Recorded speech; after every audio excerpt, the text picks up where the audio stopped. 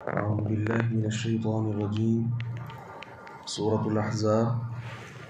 آیت نمبر 36 بسم اللہ الرحمن الرحیم وما كان لمؤمن ولا مؤمنة اذا قضى اللہ ورسولہ امرا وما كان لمؤمن اور جائز نہیں ہے کسی مومن کے لیے ولا مؤمنة اور نہ مومن عورت کے لیے اذا قضى اللہ ورسولہ امرا جب اللہ اور اس کا رسول کسی معاملے کا فیصلہ کر دیں ان یکون لہم کہ ان کے لیے ہو الخیارۃ اختیار من امرہم ان کے معاملے میں ومن یعص اللہ اور جو کوئی نافرمانی کرے اللہ کی ورسولہ اور اس کے رسول کی فقد ضل ضلالا مبینا تو وہ گمراہ ہو گیا واضح گمراہ ہونا۔ گزشتہ آیات میں ہم نے یہ بات پڑھی پیغمبر علیہ السلام نے اپنی بیویوں کو اختیار دیا تھا جب انہوں نے حقوق اور واجبات اور بالخصوص مال کی فرمائش کی تھی تو آپ صلی اللہ علیہ وسلم نے ایک ماہ الگ رہنے کے بعد اختیار دیا تھا کہ اگر وہ اللہ اور اس کا رسول آخرت کا دن چاہتی ہیں تو پھر یوں ہی رہیں صبر کر کے، اور اگر وہ دنیا کا مال و متاع چاہتی ہیں تو پھر میں انہیں مال و متاع دے دیتا ہوں، پھر وہ مجھ سے الگ رہیں۔ یہ معاملہ جو تھا اس میں آپ صلی اللہ علیہ وسلم نے اختیار دیا تھا، تو اللہ رب العزت نے یہاں اس بات کا تذکرہ کیا کہ اس اختیار سے کوئی یہ نہ سمجھ لے کہ ہر کسی کو اختیار ہے، وہ چاہے تو اللہ اور اس کے رسول کی بات مان لے، چاہے تو دنیا کی بات اپنی مرضی والی بات مان لے۔ یہ اختیار صرف وہاں تھا یا چند ایسے معاملات ہوتے ہیں وہاں شریعت خود اختیار دے دیتی ہے،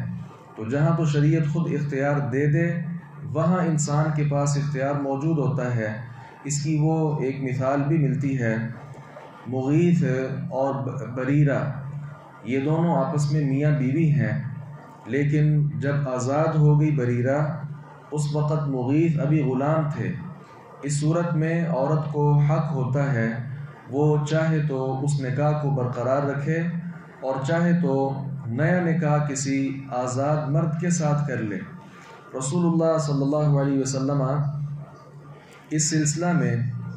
چونکہ مغیث کی محبت بریرہ کے ساتھ بہت زیادہ تھی تو آپ نے فرمایا لو راجعتہ اگر تم اس کے پاس چلے جاؤ مطلب رجوع کر لیتی، تو اس نے کہا کہ کیا آپ حکم دیتے ہیں؟ آپ نے فرمایا انما انا اشفع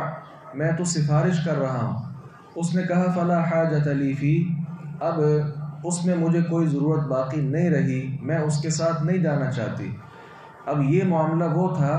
جہاں نبی مکرم صلی اللہ علیہ وسلم نے اختیار دیا تھا، تو اختیار کی حد تک تو یہ بات کہی جا سکتی ہے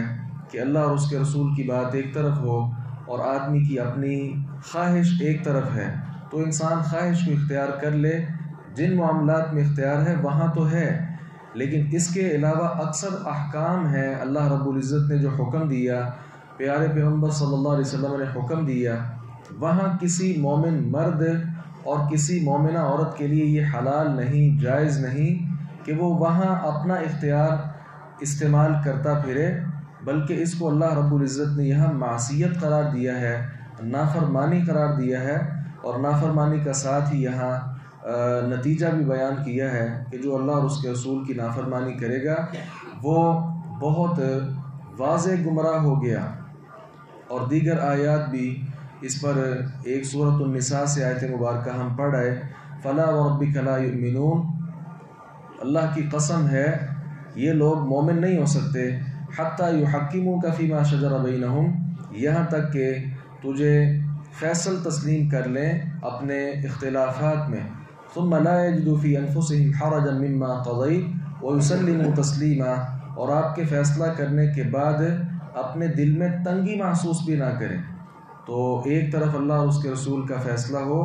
حکم ہو، انسان کے پاس پھر اختیار باقی نہیں رہ جاتا کہ وہ اس فیصلے کو چھوڑ کر کسی اور چیز کو اختیار کرنا شروع کر دے، وگرنہ اس کو معصیت